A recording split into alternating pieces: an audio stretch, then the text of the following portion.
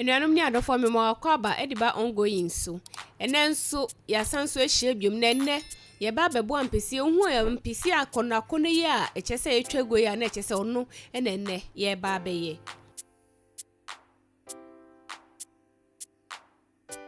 Emra ye be sha ase ye de ensuo esiso echese ye bode ne ye dwane kama ya oniguso a etwago before say udi bode ni begumu no na ese uma nsuo ni hu ansana de we be ye ntentem the amount ye bode na echese ye dwa no kama yi.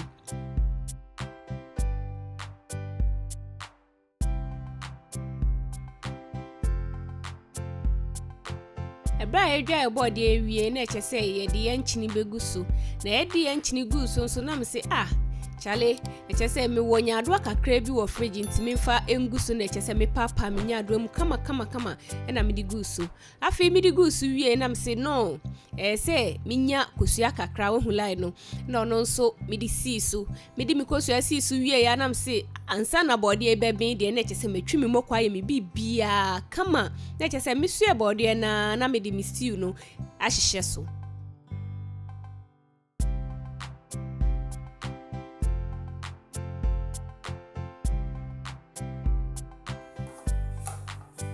Yenya adwa na benti ebe yiye free body ne so ansa na ye dinsuo nyu egu body ne so ama body na asonson aye kama.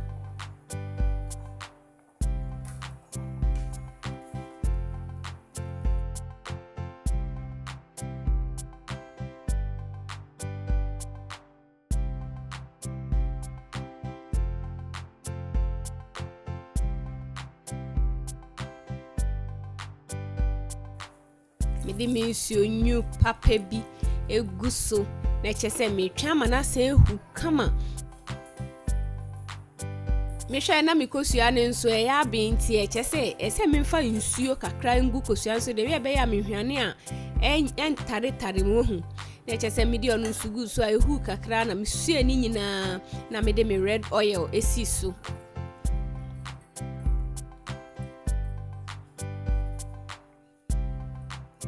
Afa me di me momone na metwetwa ne nkitinkiti kama ye betwa ma momone na chi kakra ansana niama moko jenne ene garlic ne ne keke ho aye twiye no ye di onu nso asan steamy hu na chese onu nso na ye di gum ya ye di steamy oil no hu enye se oil na enye de wo me pese aduane ni eye de oil ni ye kama.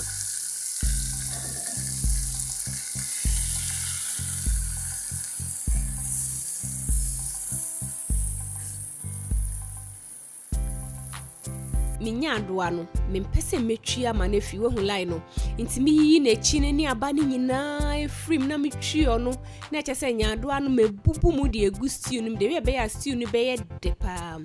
mi wie ye mi yi sa ne ma ni nyina wie ya na mse ma me fa mintos amatwitwa mfa ngu me ni ama ya me chi mu na chese me de mintos ni su gu mu.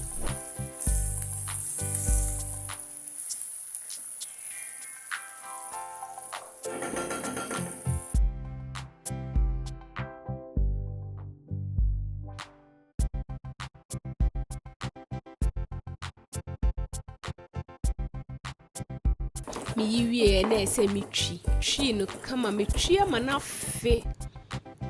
echese ono nso ye de ba be fra stew no ye mpese ye betwi ye nya adoa ne nti no aba no eni echire no opa obetumi eyi echire na to egu opa nso obetumi etwi nti emra edu so na ese mi bubu mi salmon kama na me di gu mi stew ni me pese stew we ye be me pese be keka nti na me di kan chi ntos no ma chi ne kama mo no abe nti me wie ni se no afi nya adoa na chi no ni emu aba na meyiyi no metwi ono nso ewie kama yi na chese ono nso me ba betiti egusi no se odi guma won se wano adada nti odi guma obetwa ama na ehu kakra bi pe na chese niama ye se odi gumu no na odi egumu.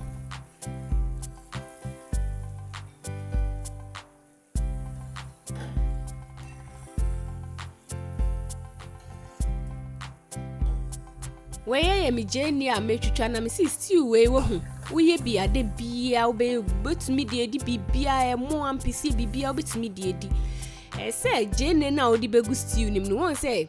me ye ni ti say gravy bi we hu line nti ese utwitwa jene na kese kakra ne ntumi ndide mu na wi a na wakata so ma hit na chine kakra ense say jene na bin ye poto aha nso mi bie so na eche say agushi kakra me wo na eche say ma blend no na me de nchini kakra tumu ena ono nso mi de egu mi stew nim nti wo hwe stew we a na eche say nye fedi agro kra bibia wo betumi de edi ena me boa so kakra de we ebe ya emu be chi me mpese agushi no ebe ye poto me pese ebubugum kakra wo hu de we a agushi ebubugum a eye kama no saa nti na ma me kata so enti afi ni a oni guso etwego ni say me peja ase kakra de we ebe ya enhye wo ye ni say ya obema ni low heat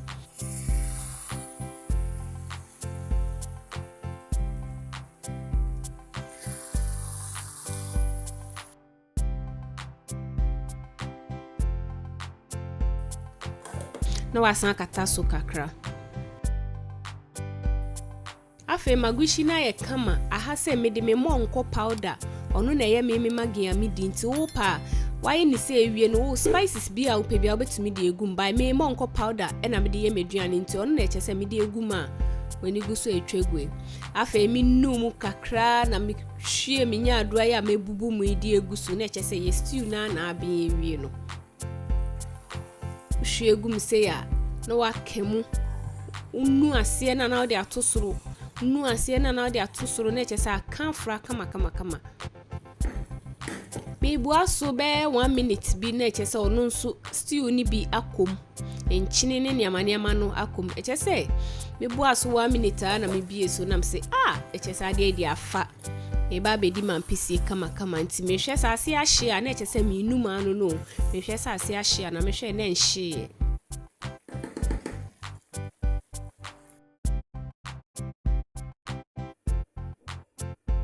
me da wase bebre se onyamre ehwe ongoyi ebedu sampempen so yeduane ne ya no awie no enti meso se ne na ye da di kan a wo hwe ongoyi na se won subscribe ya be subscribe like comment na share na nto afoforo nso ye be san so eni wo ehia biom e wo channel so me di de chance bebro bye bye